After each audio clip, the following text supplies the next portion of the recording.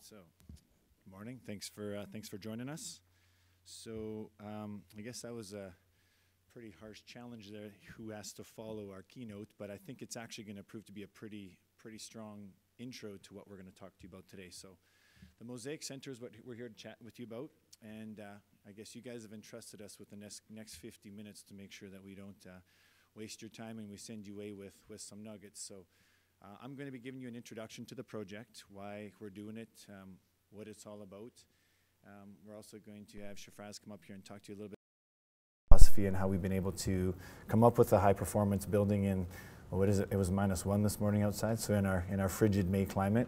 And then Jen's going to talk a little bit about the project delivery method, the IPD, for those of you that I guess don't know about that. So I guess the intent is to be a little bit more deeper than just a primer, but to give you an idea of holistically how this project's being actualized. All right, so me, so if you read my bio, my last name is Cuku, and that's not actually the introductory joke. That's straight up. So I'm the president for the Mosaic Family of Companies, and so I am one of the co-owners of the building. I guess in the Mosaic Family of Companies is oil country engineering. So I'm actually a drilling rig designer. So I'll give you guys a few minutes to finish your judgments on me. Good. So Eco-Ammo is also part of the Mosaic Family of Companies. You'll see the girls running around collecting and picking through your garbage today. And that's going to be the primary tenets of the Mosaic Center. So you may be looking for the connection. So how is there a connection between drilling rigs, oil and gas, and potentially the greenest building in Alberta?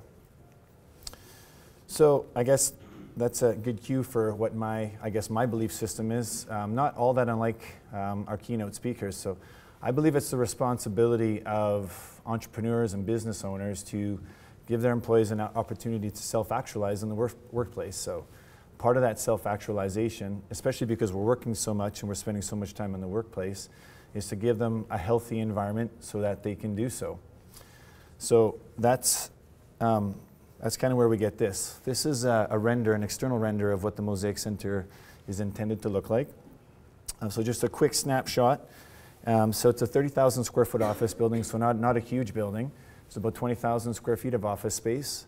About 5,000 of that's going to be co-working space. Maybe I'll just work through the cross-section here to help it. So we have shared office space. So there's a co-working space right here.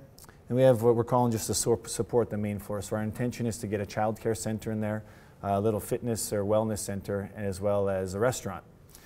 So kind of like a little, I guess, mini Google campus, so to say. We're in the knowledge worker era, and we employ knowledge workers, and it's becoming increasingly difficult for us to keep amazing people in this amazing province of ours. So this is sort of a little bit of a social experiment we're undertaking.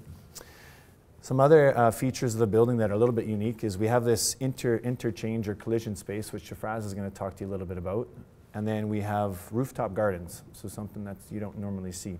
You'll also see here, you'll see a PV awning. So the roof is not completely covered in photovoltaics, but we definitely have a lot up there. So again, Shafraaz will speak a little bit to that. So again, in building the perfect place to work, this is what it looks like yesterday, I think, or a couple days ago. Notice that Edmonton didn't get the 3 inches of snow that you guys got the other day, so nice dry site today. So it's actually quite interesting. In the keynote, he was speaking about having core values or philosophy actually be the guiding light or the lighthouse for your project, and that's actually where I wanted to start my part of the presentation. So this isn't like a soapbox piece of the presentation, but I truly believe that you can only have a successful project if you establish what the project's intending to, I guess, what the finish line looks like. So these were the core values for our project when we selected our team, and I guess we courted or enlisted only those professionals or trades that actually believed in these elements in the design. So I highlighted in blue sustainability, health, and pragmatic. And the reason I have those highlighted is you'll see in a few minutes here. I'm going to keep with time here because I know we're gonna go over. So the value matrix is something that we used as an extension of those core values. So imagine being on a project. I don't know how many of you guys are actually engaged in projects like this, but imagine a project where you were given those 7 words and the understanding of what each one of them meant, and you were turned loose to go forward and make design decisions based on those core values. So again, not all unlike what the keynote was about. We give everybody on the design team this value matrix. So this is just one example here. This is, I can't remember, oh, this is a very simple one, but it's the siding. So we're trying to figure out what type of edge, whether we should go with beveled or flush cedar siding. So it seems like a very trivial decision, but there's obviously cost implications, there's beauty implications. So by giving people this very simple matrix to figure out, I wasn't involved in this. This had nothing to do with me. The designers proceeded with option A due to them sitting down. So a focus group, or we call them our PITs, got together, made this decision, and I didn't need to get involved. So just to impress upon you I guess the level of understanding that the individuals on the project team know what we're trying to do.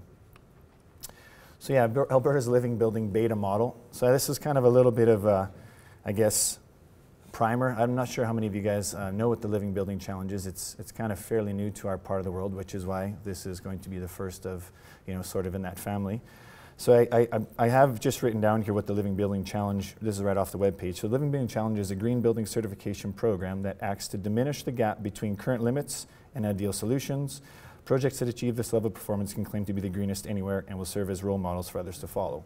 So that's a pretty blanket statement. For me, there's these seven petals that they call them. So I'm not going to spend too much time on this. If you want more information, you can go to the website. So there's site, water, energy, health, materials, equity, and beauty. So as we move through this, these 7 performance areas, there's about 20 imperatives in each one of these, I guess, circles or petals as they refer to them. Water, well, if you're from Alberta, you'll understand that net zero water is quite a feat because it's frozen. Now it's being frozen 7 months of the year here now. So to actually store that much water was an economical, it was a barrier that we couldn't overcome. So water got zipped right off the get-go. The next to go was materials. And the materials petal is extremely challenging for us to, I guess, attain here. There's a lot of, I guess, banned chemicals that show up in our products. So again, it was a financial barrier to us being able to actualize this project. So instead what we've done is we've educated the entire design team on what a red list material is, and they're making their best efforts to avoid it. But it's not a no red list material, so we couldn't qualify for that petal. The equity petal, and that's what the Living Building Challenge is asking the built community to provide is, I guess, some metrics or a scorecard on what their labor force is, what they give for holidays, and just how fair they are to their workforce. And we don't have a lot of that information up here, so by default we couldn't qualify for that equity petal. And then we're still on the fence with health. I think there's one criteria on there that we're going to have a real hard time attaining. So there's a minimum of 3 to actually get petal certification. So beauty, site, and energy are going to be the petals that we're gunning for. I guess moving on here, so LEED Platinum. So Calgary has a LEED Platinum building and Edmonton does not. And if you're a LEED professional, you understand it's becoming increasingly difficult to attain such a target. So the Living Building Challenge is more of a performance-based, I guess, rating system where they give you a bullseye and then you measure and see whether or not you achieve the bullseye. Whereas LEED, if you're familiar with it, is more prescriptive. So as a building owner, I'm deathly afraid of points chasing because I know points chasing creates a hole in my back pocket and money starts falling out of it. So we made a commitment on the design team that we weren't going to points chase, that if LEED Platinum didn't make sense, that we weren't going to do it. So we're going to make the right decisions for the building and for the people inside the building, but we weren't going to throw money at this project just to have, we're the champions of the world type of a thing. So, yeah, probably move on from that. So yeah, I like this slide here because when I talk to people, in sort of my peer groups, like, oh, it's just a really cool science project is what you're doing. Well, the reality is anybody can do a science experiment, but we wanted to show that this type of building could be beautiful and actually be cost effective. So that's been actually where most of the challenges lied with this project, as you could imagine. So one of the project constraints, if you saw up there, one of the core values was pragmatic. So as a building owner, I need comparable cap rates. And if you don't know what that means, it just basically means that the building has to pay for itself. So if, in standard envelopes of amortization periods and interest rates, it couldn't just be something that could never pay for itself. I don't have those kind of funds. So we did get a little bit creative with employing the team, but we also got creative with the contract delivery method, and we also got creative with our leasing, engineering some leasing models and financing models. So this is my Jerry Maguire slide, so show me the money, right? So it can be done. So we just about didn't build a building at all, and this is no knock to the built industry in Alberta, but we learned really quickly that it's almost like the commercial building industry as a whole is sort of like the self-appointed guardians of the status quo.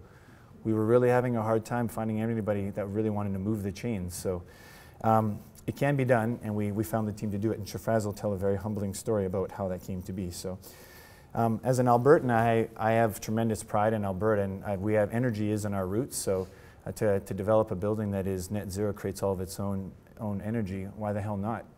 You know, we can pull dragons from the ground, but why can't we harvest the sun? So this slide here, culture eats strategy for breakfast. As a business owner or an entrepreneur, I learned really quick in my career that it doesn't matter what kind of strategy you have. If you have the right people on the team, everything else is so much easier to actualize. So again, Shafraaz and Jan will talk a little bit to that. I don't want to steal their thunder. We do have a 100% Alberta-based design team. So if you think this is something that only the Germans can do, that is incorrect. We have an amazing green community here. A lot of professionals have the passion for this, but they also have the knowledge to do it. So we found everything here. We have most of the, actually I would say 97% of the team is Edmonton-based, and then the windows are coming from Ferguson in Calgary. So the last unique piece I wanted to talk about is what our commitment to extending the knowledge and the lessons learned about this project. It'd be really easy for us to, have our little science experiment in our controlled environment and, shoot a bottle of champagne off when it was finished, but that's not what it's about. For us, we'll know that we've had success on this project when we see other people taking some of the ideas and actually following. It's a very grand idea to have a net zero building, commercial building, but it can be done, and we hope that others will follow. So the educate and inspire piece, that's essentially why we're here. This is the beginning of our journey to help educate and inspire other people to do similar, or at least dovetail some of these practices in. And I put this up here because this is sort of one of our mantras. If this building is the greenest building in Alberta in 10 years, then we've totally shit the bed. That's the reality of it. So we're passing this knowledge off to you guys so you can make more of these greener buildings. So that's a really quick introduction. We do have a really amazing site. Again, we've committed to keeping our breadcrumbs, both the really ugly ones and the really beautiful stories. So I encourage you to visit themosaiccenter.ca so you can read some more of those stories. And that's my cue to hand off to Shafraaz. Thanks, Dennis.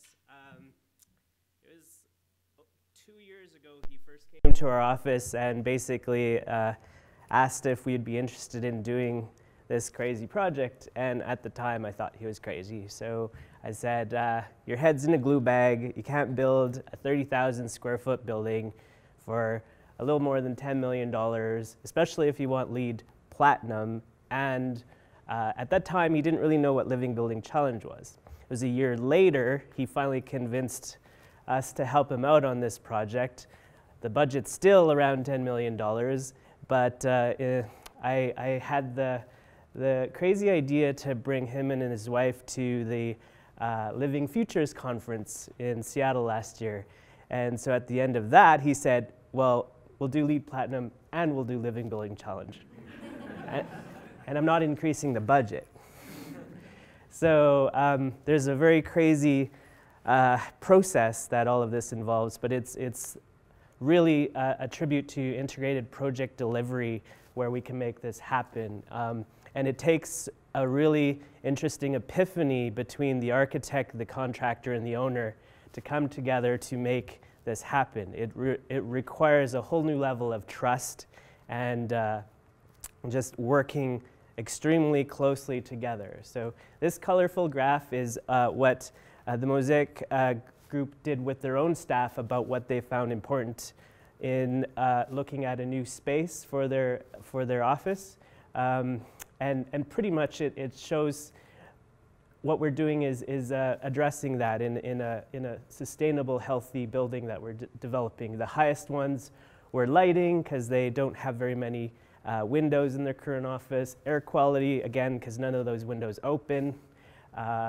privacy, acoustics. So a lot of that we're trying to address in the building. So right off the get-go, we use sort of an integrated sort of process to engage our client and actually shareholders, because Mosaic Group is actually a employee-owned company, and we created this destination statement. So basically, the whole goal is to create a bright, comfortable, environmentally sustainable space that promotes a healthy, collaborative work environment which resonates with the unique ethos of its occupants, that is replicable and inspiring for all. And we kind of had to, there are a bunch of engineers, so we had to define what ethos meant. And then they said, yeah, that makes sense. And we'll keep that. But the word they really like to use is awesome. So I'm surprised Dennis, he didn't use awesome in his presentation.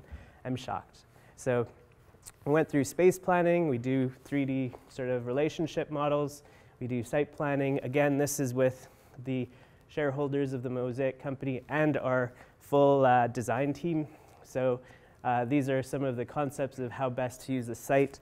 The north is the top. So and actually, when we did the sun study, south is directly sort of at an angle there. So we're already beginning to think of the site, the building's relationship to south, and the best sun exposure, and creating sort of a plaza.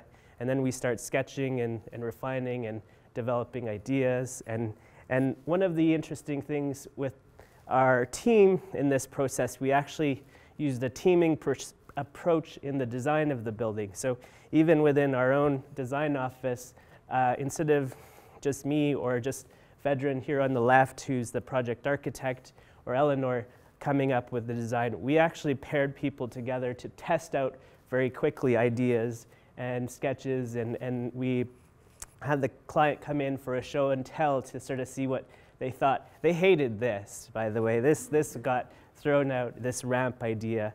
And then we had the energy modeler who came to our office and parked himself just behind us, looking over our shoulder, and we came up with these two concepts. One of them went forward. And basically what we were trying to figure out is the best way to get a passive design strategy incorporated into a commercial building using sort of the massing and the site and the ideas. So the bottom one had sort of this exposure on the south, and we were thinking of a east-west galleria that divided two sections of the building. We ended up something like the bottom one going forward, and then we started refining. And again, the integrated project delivery is all about trusting your colleagues and having them help you shape and form and push and pull the building. So these are very early energy model concepts that Stuart Fix from Renew Energy helped us calculate. So then we started to tighten up the amount of glazing. So it was all about window to wall ratios, and then we tightened it up further. And then when we got to something that worked for the energy model for sort of what we thought was close to net zero, we started to look at daylight analysis and daylight autonomy. So we looked at, again, the height of the window now in proportion to the building and the space, and we wanted to ensure we had really good daylight, because like I mentioned at the start, that was one of the drivers for why their existing space doesn't fix. So all of that fed into this $1 million matrix. In fact, this matrix saved us $1 million on the whole project because it proved the level of wall and roof insulation relative to the PV we would have to add relative to the envelope we would have to build to make this building financially viable, net zero energy, and something we could do all on our site. So Dennis was actually quite adamant, we're not putting PV off-site, we're not buying credits, we're not chasing points, and so forth. So we had this, this was one of our epiphany moments where we go, aha, it's not really the R20 windows we need to make this net zero. It's actually somewhere in the middle, and somewhere where we can live with triple glazed windows, not 4-element windows. As much as I'd love to use Envision and others, we actually ended up with fiberglass windows, triple glazing, and we're one of the pilot projects for glass curtain, a fiberglass curtain wall system. They actually have a little booth in the trade show. So this epiphany is where we looked at the diminishing returns, and we made our choices in terms of how that will help keep this building at our ridiculously low budget, really. So, and the ridiculously low budget is something that Dennis is amazing at, in that he can find bargains everywhere. So we are using PV as currency. We are using his wheeling and dealing, especially with the trades, because again, this is integrated project delivery. We're working very, very closely with building trades to understand how to really cut the markup, cut the extraneous padding, cut whatever it takes to get the real cost of things, because as Jen will explain in her presentation, integrated project delivery is a risk-reward system. We're all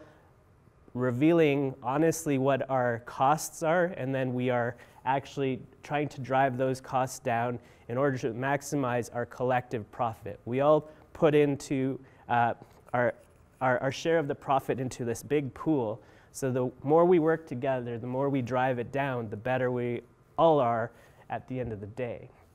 And some of this is, again, showing how PV, because of the cost of PV today, is coming down so much, it's helping us balance what the envelope, the windows, and other very expensive pieces can or should be in terms of a net zero goal. So we had a lot of fun times, and we had a lot of crazy times, and this is basically just a show of how our process is. In this, our structural engineer, our guy from Western Artrib, and our architect are trying to figure out the best way to do glue lam connections so that they look nice, but they also can be relatively affordable. It took us a little while to get it right.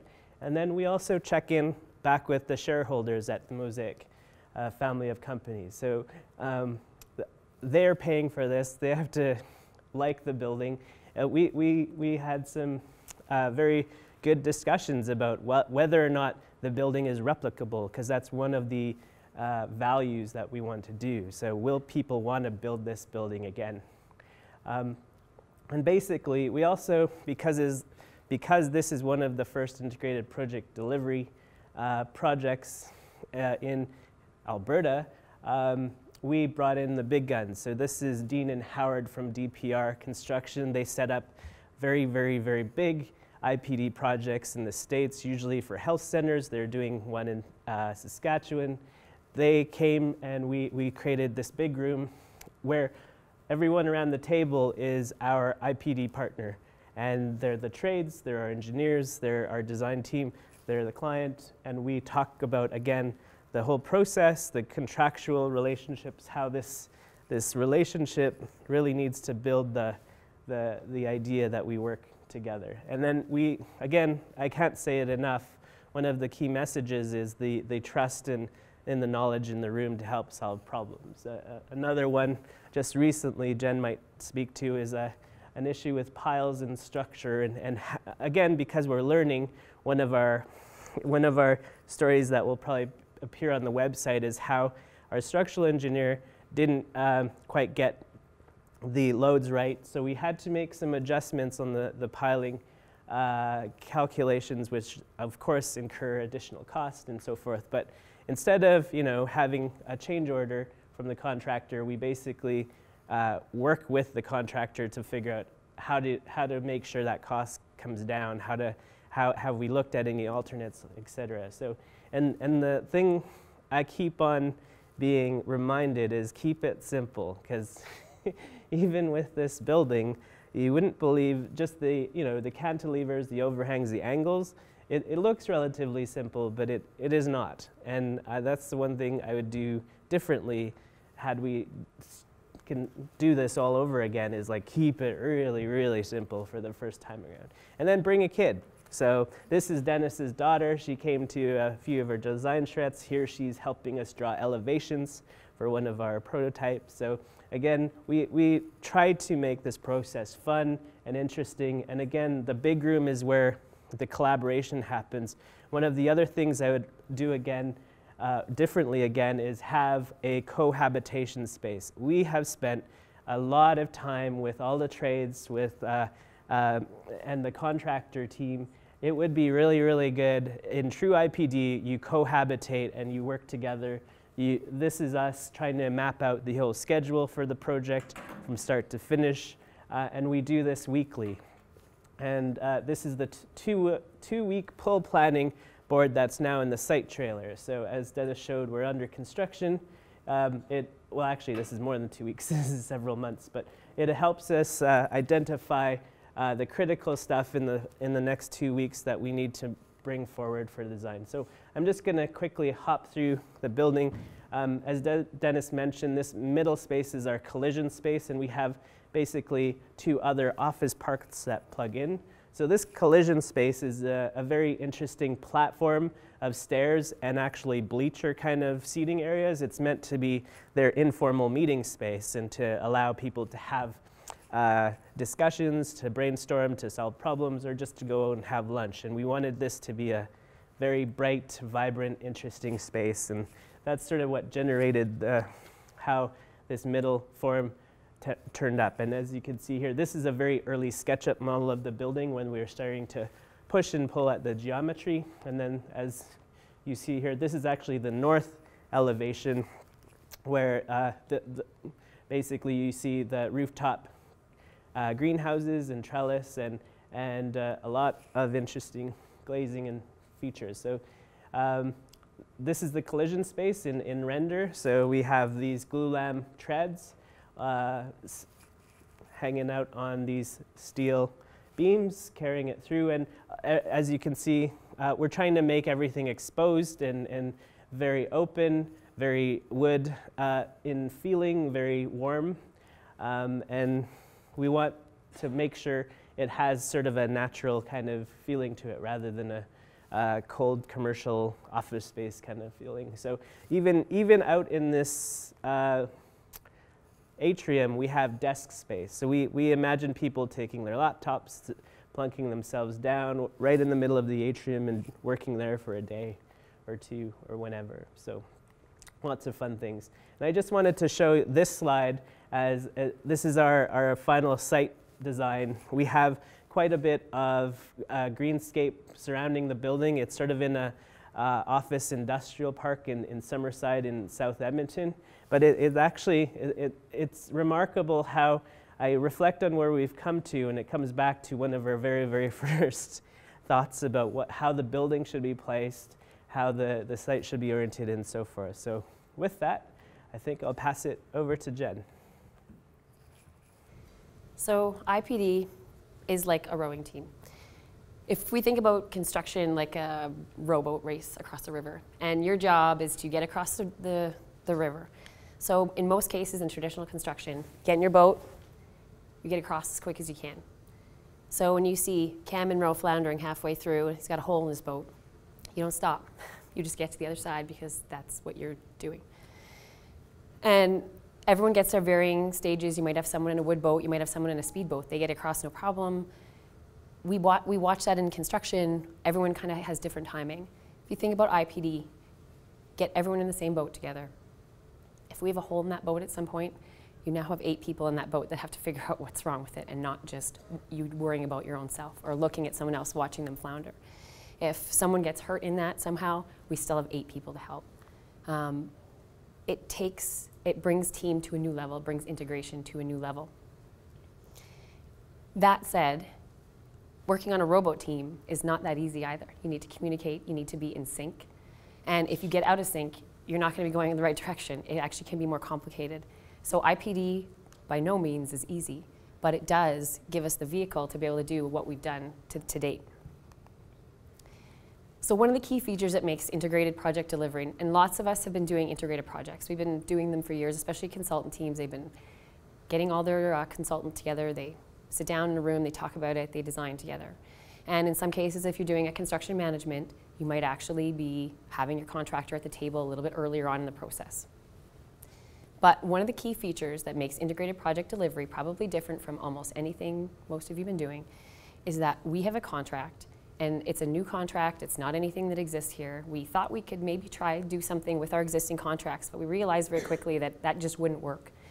And so that's why we brought in some of the big guns of, they've been using them in the States, and so we decided to try it out. But what that contract does is that puts owner, architect, and contractor, we are all on the same contract. We have a tri-party agreement. So instead of owner contracting out to architect and owner contracting out to contractor, even though there should be a dotted line between us, between architect and contractor, it just changes it. So suddenly we all are on the same contract. And in that, we've also brought on board our consultants. So the consultants have subcontracted out to the architect, but they're still in on our same contract.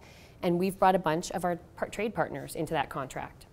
So if you think about that for a minute, it changes the nature. Suddenly we are all contracted to each other. And the big piece of this, and I've got a financial model that you can kind of take a look at, is that we have all taken our profit, we've all put it off to the side. We don't get our profit, all of us. Anyone who's sitting in those circles, we do not get our profit unless we deliver the building for what we said we were going to deliver it for. If we go over that, it eats into our profit. So it's a fairly, seems like a small thing, but it's a pretty big shift in the way that you do business suddenly in that team. You can also see on the side, we have a couple that are not sitting in. So it doesn't mean everyone on our team are not part of our IPD contract. We've, like landscape consultants, civil consultants, they actually were with us the whole time. They were at a lot of our training, a lot of our meetings. But when we looked at their profit and how that sat, I mean, in some cases, it just made no sense to put them in the pool. It just didn't work. And then there are certain trades where we sort of said, yeah, flooring, painting, do we need those guys in the IPD contract? Probably not. We'll bring them in after. We can do a traditional contract with them. Piling contractor, same thing. Traditional contract with those guys. Everyone else is in part of the team. Totally changes the nature. The second thing that is very different from integrated project delivery, and this is one of the pieces that we had no idea about. We knew the collaboration. We knew there was this risk-reward piece to it. But target value design is a huge piece of that. So on the top, you'll see traditional cost estimating. It's owner goes, gets a design team, and says, this is, I want a building. Design team goes off, designs a building, and then at some point we say, hey, we need to figure out what the cost of this is. Are we on budget? Are we off budget? And you cost it. How many times when you cost a building and do an estimate at that point, how many times does it come in under budget? Like never, almost. I mean, I don't know that I've seen too many jobs where it's like, woo, we're $1 million under budget, let's go. That just doesn't happen. So usually what happens after that is it comes in over budget, great, we got a value engineer. So that means let's cut some stuff out of the building, because that's what usually happens. So all the fun stuff gets cut out. And then you go back and forth until you can finally settle on the you know, end goal of your price, and then you go ahead and build. With target value design, the big shift here, and it's, again, doesn't necessarily seem like much, but there's a couple huge shifts. One of the big things is you notice there's this allowable cost thing here. This is where the owner actually has to tell you, I have $10 million for this building. That has to be everything. I don't have a penny more than that. I'm sure owners most of the time, they might have $10 million for a building, but they say, I'm going to tell them I have 8.5 because I know there's going to be lots of change orders and there's going to be lots of stuff come up, and otherwise I'm not going to be able to build this. So I'll tell you I have 8.5, but then we'll just sort of, it'll creep up. They have to tell you, I have 10 million. There's no more money outside of that, and that you have to design to that. So you have to factor in your contingency, factor in everything into that, and then we can work backwards. So that's really critical that you have that open, honest discussion right away. You come out, you do a value definition, we do a basis of design. None of this is overly, it's not super different, but you have to do your basis of design, and we come up with an expected cost. So our estimator in this case did a really detailed estimate. We only had, we had some basic drawings at that point in time. Now, in this stage, this is where the big shift is. Suddenly here, where normally we wouldn't even think about bringing our trades on board till this piece, we brought our trades on board in this piece. So we picked our trades, we went through interviews, and we did the interviews. Another key thing, we had all of our team in the room. So when we were looking at mechanical trade partners, we had a mechanical consultant, Dennis, you were sitting in the room, Shafraaz was sitting in the room. We interviewed, and so when we picked, it was a team choice. It wasn't, hey, Chandos picked the mechanical contractor, and if something goes wrong, everyone picked. There was buy-in from our team. And so we brought those trade partners on board, and they've been sitting there, and they've been helping us design. The idea is that we don't want to chase design with costing. We actually want to be proactive, and we want to be designing to a cost with real live time trade answers to things in terms of constructability and costing and estimating. So it changes that nature. We usually design and then cost. This is doing it almost the reverse of that. Seems minor, but it's a huge difference, and you can eliminate a ton of rework, redrawings if you have all the right people in the room at the beginning. Now, some people at this stage say, how do I know you're picking your trades? How are you keeping them honest on the cost? Like, how is that even going to work? Well, we do this thing it's called a validation study. So we do this detailed estimate, we get everyone to give us their takeoffs, and we look at all their numbers, and it's really transparent. Even at that stage, you could say, okay, well, maybe they can fudge some stuff, but at the end of the day, once we set into that cost, they have to show us all their time and materials through construction. So if they've overestimated something, it's basically through construction, they get paid we're going to be checking time cards the whole through the process. If they're buying drywall, we see the invoice. So it makes the whole process transparent, really good for the owner, really good for the team, because everyone we're all in the same boat. So once we do this validation study with our trades, we get lots of detail, we come up with this validation cost. From that validation cost, depending on where you are, you then set a base target cost. That means you set it a percentage, some kind of percentage lower than what your validation cost is. So in our case, we set ours 3% lower because we were actually a fair chunk of the way through design. We didn't know how much innovation we were going to get in the design part. But if you don't do a lot of drawings, if they think about this, you're supposed to do most of your drawings in this kind of phase here, not back here where you would normally do them.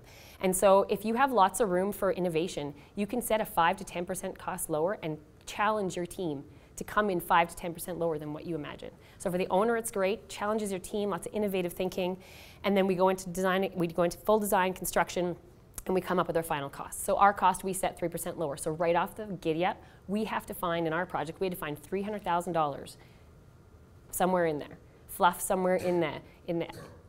And so we've been working on that. We probably won't know, because some of it's going to come from productivity on site, some of it's going to come from design. So we're still working on that. So just to give you an idea of the model, we get everyone to, just so you can take a look at it, we get everyone to give us their profit goal. So that was right up front in the interview. Give us your profit goal. So you put the profit goal in, say just in this case, everything's rounded to numbers that make it easy to look at. So we've got $1 million for profit goal. Our cost goal is at $10.7 million. If you look down here, there's a contingency for $400,000 that's just built into this number. So we've got a risk pool of $1 million, that's our profit pool. We've got a contingency of $400,000 and our base target cost of $10.3. So here's 4 potential scenarios that could happen in an IPD project so you can see the reality of what happens when you get on site. We finish the job, say we actually come in at $10.2 million, so we're $100,000 lower than what we actually expected. What happens with that money? Everyone gets their profit.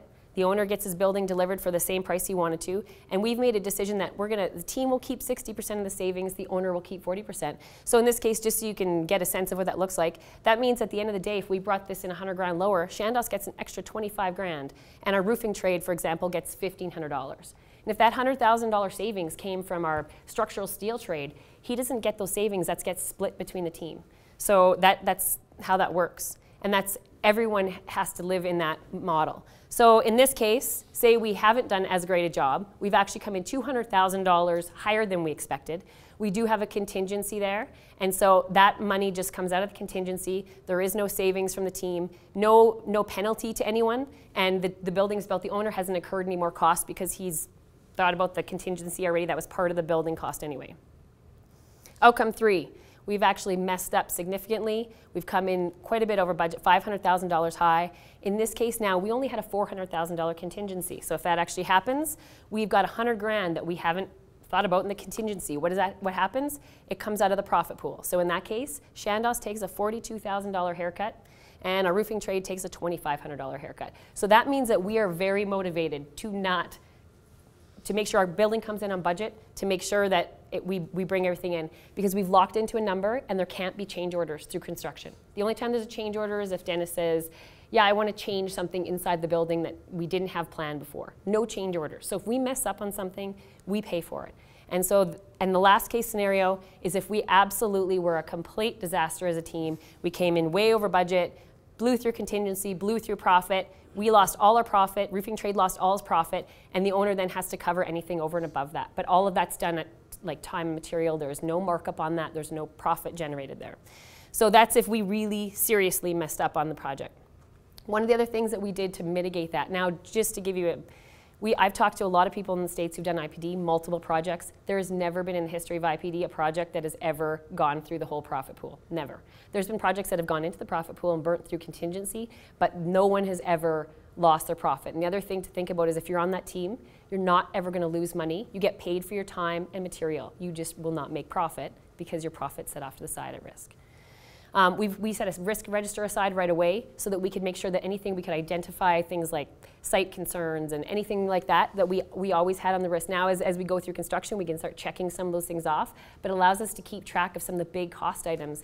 The other thing it does for the owner is no one's building risk fluff in thinking, there could be some site stuff that I don't know about, so I gotta save myself. I don't wanna have to pay 50 grand for something that I wasn't expecting. Everyone can pull all those risky items out, put them over to the side, Dennis will pay for them if he needs to. So that means he's probably gonna save a ton of money in this at the end of the day. So the piling story that Shafraaz was telling, this is one example where things have worked out reasonably well. So we had this error in the piling design. We'd already picked our piling trade, and he's not an IPD trade. We just gave him a contract. We did a bid tender, and we gave him a contract. So when we sent him the new drawings, he sends us back and says, yeah, that's going to be a $120,000 uptick. Whole team just went, holy shit. 120 grand. So what we did was we went back to the team and we said, we got to fix this. We already have to find money. What are we going to do? So we went back, and our superintendent had a great idea, and structural guy got in there, and all of a sudden we took that 120 grand uptick, and now it was only a $44,000 miss. So just to imagine on a regular job, if we were working that was a lump sum tender, and we got that piling change, we would have shipped that through to our subcontractor. He would have sent us back the $120K change, and we would have just passed it on to the owner and said, here you go, it's a $120,000 change order. There's nothing we can do. And that happens a lot of the time. So in this case, it forced everyone to have to sit down and say, and everyone had to look at that, because we're all liable for that. It doesn't matter. And people are going to make mistakes. It's construction.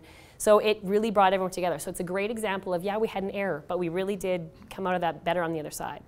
So integrated project delivery really has been the vehicle that has enabled our team to go after LEED, Platinum, Living Building Challenge, and Net Zero. I don't know that we could have done this using any other method because of how it's caused a totally different level of collaboration within our team.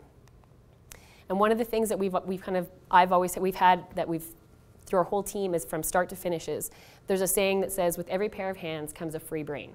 That includes the guys in our site. So everyone on our team, from people in Dennis's office, to everyone, to our superintendent who sat in meetings, to the guys now that are working the field. We want input from everyone, because that's where we're going to get the savings. They're not necessarily going to be these $100,000 wins. It's going to be little bits and pieces along the way. But that has been our motto, and we've had really amazing results so far to date. So, questions? I'm getting the 2-minute warning. Yeah, Mike? The question I have is, how did you solve the 125,000 breaking down to 44,000? What was the changes? You know what, I don't know all the I know that the superintendent came up and they put some sonotube in and around the top of the piles was one of the suggestions. I don't even remember exactly what do you remember the? Part of it was basically looking at the loads and understanding what piles needed to be reinforced or made bigger or smaller. Some of it was basically checking the engineer's factor of safety and over design. So there was some trimming there, and then as Jen said, it's sort of like site conditions. So how do we get the piles not to slough, and how do we only do the ones that are sloughing to have sort of casing. So it was then looking at it as a pile by pile basis. Yep. I was just going to ask you, the IPD process, that quick spreadsheet you put up with the risk that's shared amongst parties, yep. How do you just establish those different percentages? For the profit? Right. Right at the beginning, everyone kind of has to say, if I'm going to do this building, and you roughly know what your building budget is at that point. Everyone knows their percentage of profit they expect to make. So as you're talking to people, everyone puts in their profit, and then based on this, the one guy says, I need to make $45,000 on this job in order for this to be a good job for me. Okay. So we took all those numbers and you add them up, and then that translates into a percent of the profit pool based on what the total is. So it was actually quite an easy process. Yeah, it was fairly straightforward, yeah. The red zone. I'm getting the red zone. Okay, we're done. Thank you very much.